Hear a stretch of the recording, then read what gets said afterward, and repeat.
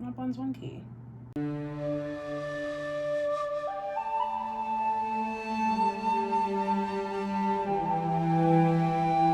Can this thing move forward? Thank you.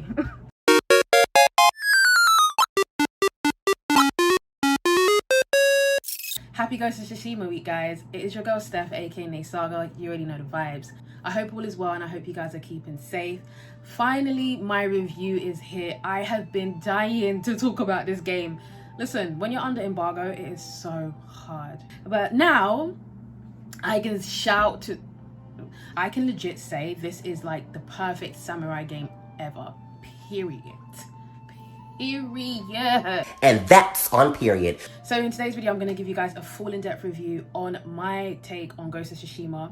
This is one game I've been looking forward to. First and foremost, thank you so much to PlayStation and thank you so much to Sucker Punch Productions for allowing me to review the game early. Yeah, I'm just super honored because this is one game, like I said, nah, Steph, I need to actually review this game. This game exceeded expectations. And I'm not about to keep you guys here too long. We're about to get straight into this review and I'm about to give you a deep dive into Ghost of Tsushima, so stay tuned.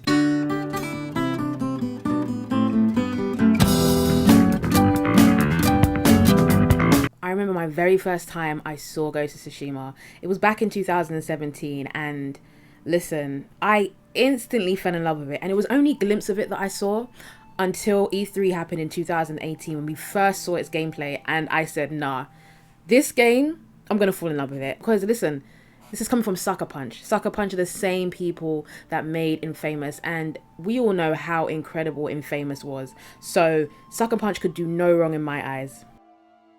If I haven't mentioned already, Ghost of Tsushima was developed by Sucker Punch Productions. Ghost of Tsushima will be dropping this Friday, 17th of July. And if you guys have not pre-ordered it already, by the time you guys finish watching this review, I guarantee you that you guys will be on your way to pre-ordering this game or buying it day one cop. So make sure you guys stay tuned. Now I will be making some comparisons to previous games, but it's only just to kind of give you guys an idea of like what to expect.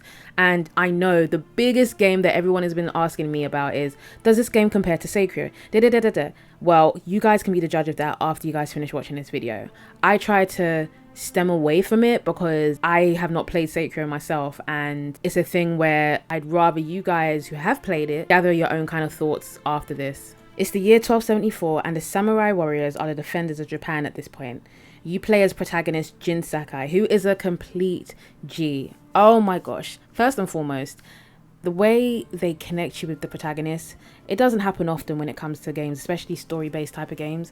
Like you'll play it to the end and you don't feel anything, you know? And I feel like with this game, you really felt his vengeance. You really felt what he really wanted to do for his people, and that's something that's very, very rare when it comes to games, connecting with, you know, yourself and the protagonist. So anyways, now, so you're basically trained by your uncle to become the very best samurai. Then the Mongol invasion took place and boom, literally destruction everywhere. Now, even though the game is completely fictional, the Mongol invasion that occurred in Tsushima was actually based on true life events. So they did come to destroy the towns, they killed a lot of citizens and most of the samurais. Sakai, being one of the few survivors left, he vowed himself to protect and avenge his people. And of course he was outnumbered because bare of these guys literally were killed amongst the Mongols. Now I feel like this is also really great because although this is a fictional type of game, again, the Mongol invasion was based on real life events and it gives you that sort of history. You know, I think it's really nice to have that sort of blend with fictional based stuff, but also real-ish that happened during the time in Japan. And it's something for you guys to learn as well as gamers. Sometimes when you go into a game, you don't want to feel like, oh, this and that. You actually learn something. I learn something when I'm playing games, so, you know. When it comes to storytelling, I'm sure you guys agree with me. It's important that gamers keep engaged at all times. Often story-based adventure games don't have that longevity these days because they don't know how to really hold a story like that. And when the genre is specified as an action-adventure type of game, you have a lot to live up to in a sense of people are expecting you to, you know, really deliver. And I feel like Ghost really did well with this game. You have games that start off really, really well and then they lackluster during the middle of it, and then at the end it picks up. Or you have the games that have a really slow start, but then at the end, it's absolutely beautiful.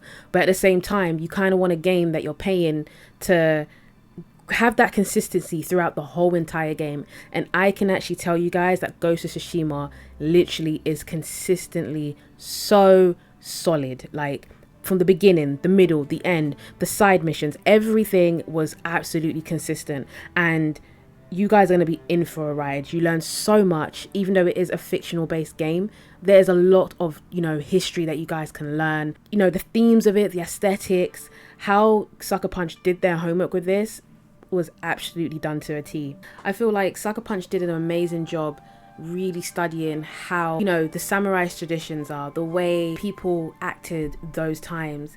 And when you unravel the story, especially the side quests, you can actually see how things were done, you know, in society back then. What I absolutely adore about this game is that this breaks down the duality of man so well. And what I mean about the duality of man is that Jin was literally born and raised to become a samurai. Being a samurai in the culture is, you know, everything you do is to do with honor, being honorable.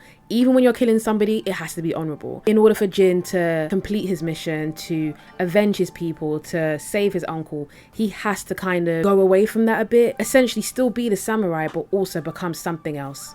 Someone else. I sound like Arrow, bruv. He has to learn the ways of being a ghost. In order to do that, he has to change his fighting style. He has to change how he has to maneuver his way through getting across and getting around the Mongols. He has to find and figure out how to be the samurai he was born to be, but also the ghost he's becoming to be. As you guys know already, this is a third-person perspective. However, out of 90%, I'd say 10% you do have the first-person perspective from Sakai's eyes, which they have done super well. So going under the houses, climbing up the ladders, climbing up, you know, the mountains and stuff like that, you can actually do it from a first person perspective, which is super, super cool. Yes, there is a lot of blood and gore, which does occur during the fight scenes. I felt like sometimes I was in Mortal Kombat with the little fatalities going on, but it was done super good to the point where, you know, it wasn't too much, but it was just enough to keep you guys entertained and engaged. The gameplay itself as well is very, very smooth. I love the way it transitions into the cutscenes and the way it comes out of it as well. It doesn't feel like it's too choppy. Sometimes when you're playing a lot of games and, you know, it goes into the cutscenes, the transitions aren't smooth enough. And I'm very particular with how, you know, I watch these things, because those are the things that kind of make or break a game for me as well. So Ghost really done a good job on that. I would definitely recommend not skipping the cutscenes. If you're somebody that's into anime or into old school Japanese samurai based movies, you're gonna really enjoy the cutscenes. Like I said, this is a movie. This is a long, authentic, and an emotional journey. I cannot tell you how much times I was close to tears. You have the option of playing it on easy, medium, or hard mode. And you have the option of changing it up anytime you play throughout the game. Because I can't come and kill myself, I have left it on medium mode. So nobody come and tell me, do it on hard mode, Steph. No, okay? Another little detail that I really liked is how the missions are called tales in this game, and they also vary in length. It also separates itself from the generic name calling of missions, and I like the fact that they still kept it in theme with the whole traditional feudal Japanese style of the game. Fun fact about me, I'm not really a big fan of side missions and side quests in games. I just like to, I can deal with it, but when it gets too much to the point where the game is heavily reliant on side missions and side quests, it really derails the fun out of it. But with Ghost, they kept to, it kept me so engaged 24/7. I think what I really enjoyed about these side quests is that they are their own mini stories. Quite a lot of the times when you're playing a huge game and you do like side missions or side quests, the side missions are very repetitive.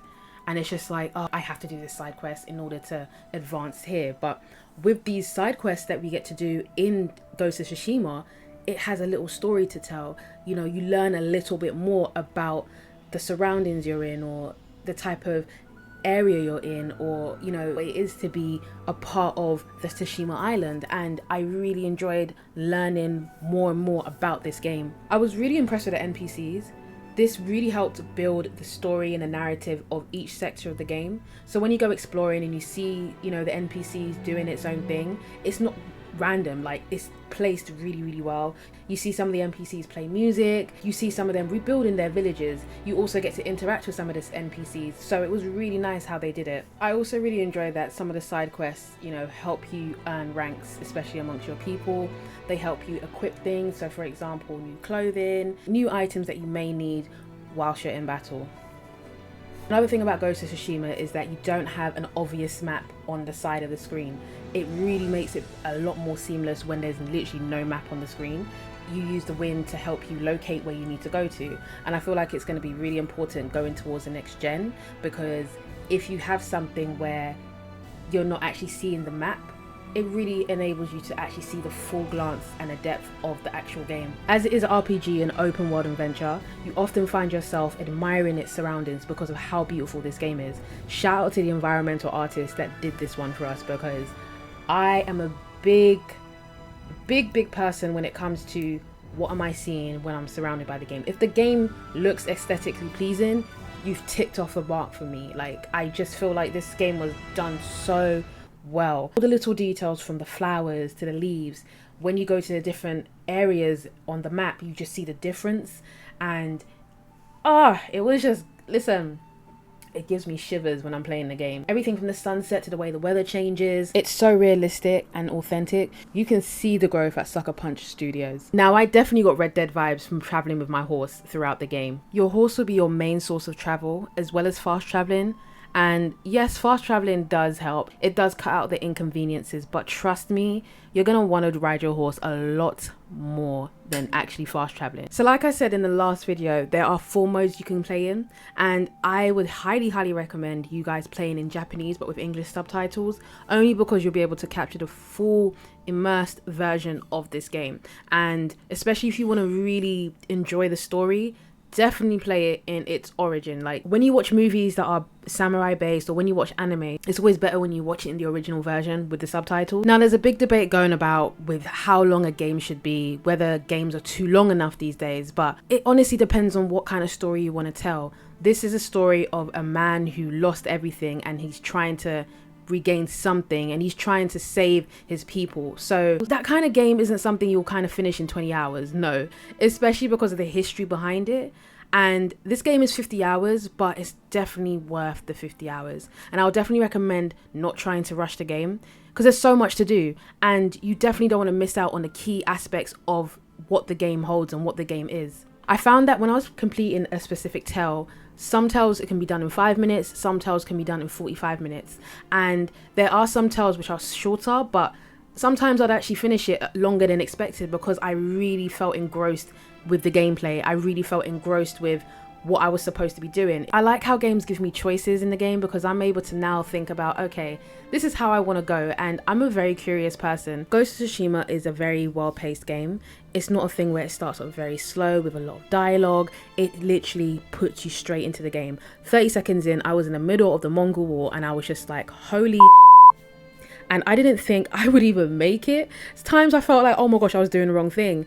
But again, everything you do, there's choices to it, and I really liked how they just put you straight into the game, no wasting of time. You can visit ancient forests, villages, mountains, bamboo forests, ancient castles. Ghost of Tsushima gives you so much life as you explore throughout the game. Overall, the gameplay is absolutely fantastic. I think Sucker Punch made a very great decision to keep this more so of an open world, because you can do so much, and literally it's a never-ending cycle. Wherever you go in the game, there's always something new to do, there's always something new to explore, there's always something new to discover, and you never get tired of it. I think that's so important, especially with single player games. You know, everyone loves an online player, everyone loves a multiplayer, but single player is very hard to really set the standard, because you're on your own basically. And when you do single player, sometimes you can get bored. I'll be honest, there's quite a lot of single player games that I just, you know, I'll pick up later, because not that you get necessarily bored, but you get bored, you know what I'm saying? And it's just like, you have to give it a break. Ghost of Tsushima, I was straight in, no breaks. The only times I had to take breaks was when I went to the toilet or I went to sleep. But Ghost of Tsushima is that kind of game that you don't want to stop. So let's get into the gist. You know, let's get into it with the combat. The combat system in this is so freaking dope. Like, out of 100%, 90% of it was done so well. You're obviously not going to get the most accurate fighting style of a samurai, but they did their best, and let me tell you, you guys are gonna absolutely enjoy fighting in this game. Standoffs are so dope. You actually feel like you're actually in a film about to fight off against one of your ops, and it basically pays homage to the samurai tradition of how you face off against your enemies. I think they did such a good job because you can actually choose whether or not you actually want to go from a standoff point, or if you want to go in straight, swords blazing, chopping off everyone's heads. There's also 4 different types of stances that you will play as, and I already have a favorite, which is my water stance, and you can always change them at any point of battle, which is really, really good. Sometimes when you're playing a single player game, like, you have to wait till the meter goes up before you can actually play the type of mode again, but with this, you can actually just switch whatever type of stance you want to play at any single time. As well as that, you can obviously have the items you use, and those items really give the whole distinction of playing as a samurai or playing as a ghost. The combat system is fairly easy as well to get the grips of. It's not those kind of combat systems where you're pressing 10 buttons just to get something to work. 1 or 2 buttons, you're good to go. Also, the duels in the game are going to be very narrative based, so they want you to kind of build a tension with each duel, and you'll also kind of unlock something. It will also help you unlock your legend meter as well. Sometimes when you're actually going to the next tell, you do come across a couple of NPCs, and you do have the choice whether to face them off or to just go ahead. Sometimes I actually just wanted to raise my meter and face them, because it does definitely help. It does definitely help you get a lot stronger. You definitely do unlock a couple of things as well. And yeah. With the combat system as well, it definitely tests you on how strategic you are. This is definitely a stealth-based game, so you have to think about your actions before you actually do something.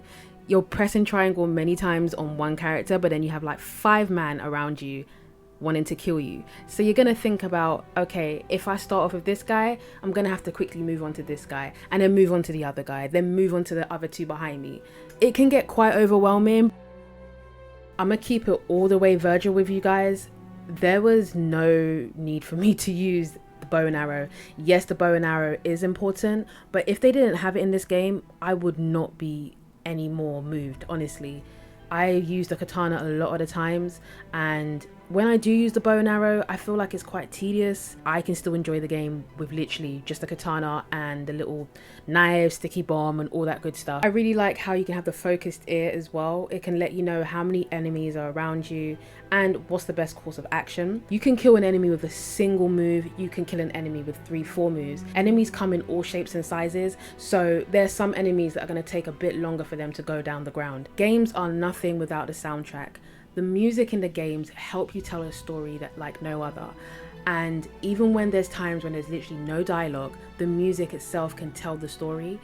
They done a beautiful job with the music. The music is very old, traditional Japanese style. And the composers, which I'm not going to say their names because I cannot pronounce it, but shout out to them because they did a beautiful job. So let's get into the theme. Sucker Punch had high expectations because bruh, I ain't trying to play no samurai game, and there wasn't any sort of samurai influence, or I felt like I was a samurai. And you guys, Sucker Punch did a superb job. The theme of the game also shows how grounded and realistic it is. There's no sort of extra little like supernatural elements, because there wasn't really back in the day, so why would they just add that? Like, this ain't Second Son, you know? So I really liked how they kept it very, very real. I guess maybe the only little thing is that I'm not really a fan of the bow and arrow, but it's not something I don't like. It's just something that I can live without. I don't have any bad things to say about this game. You have everything you want. You have narrative, you have amazing graphics, you have amazing gameplay. There is so much to do. You don't get bored. You can change outfits multiple times. If you want to be a samurai one day, you can be a samurai one day. If you want to be the ghost another day, you can be the ghost another day. And it's always interchangeable. Certain things allow you to do more things better. When you're dressed as a ghost, you know, his items and what he's wearing, his clothing allows him to, you know, play more freely, allows him to fight more freely. When he's a samurai, he is more honorable. He has a different stance. I love how this game gives you the choice, gives you the freedom, it gives the accessibility to explore what it is to be a samurai in that time. I'm gonna give this game a 9.5 out of 10. Yo, this is a NNE certified game. This is now my favorite game to come out before the next gen comes. Legit. Sucker Punch, Sony, you guys have absolutely sold me and won my heart. Honestly, I thought I was gonna give it maybe like a 7 out of 10, but guys, absolutely crazy. Everything was great, from the story building to the pacing, character development, the combat system, the theme, the music, the aesthetics, just how beautiful and how gorgeous it is. You guys will not be disappointed, and that is on period. So once again, thank you so much to PlayStation, and thank you so much to Sucker Punch Productions for giving me the opportunity to give you guys this early review. And I hope you guys enjoyed this video. Listen, this game for me has been an emotional masterpiece. Guys, if you have not pre-ordered this game, make sure you pre-order it. I need you guys to meet me on the 17th of July and let me know your thoughts when you guys get Ghost of Tsushima. Don't forget to like, don't forget to comment, don't forget to subscribe, and I'll see you guys in my next video.